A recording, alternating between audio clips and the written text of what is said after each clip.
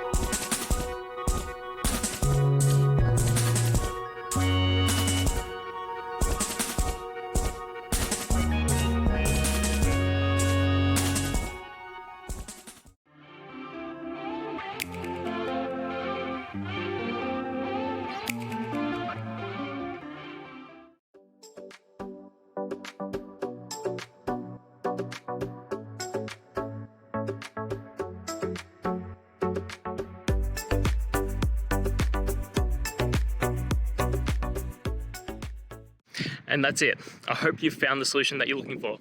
If you did, please hit subscribe. I'd really appreciate it. And until the next time that you need technical help, I hope you have a good one. Cheers.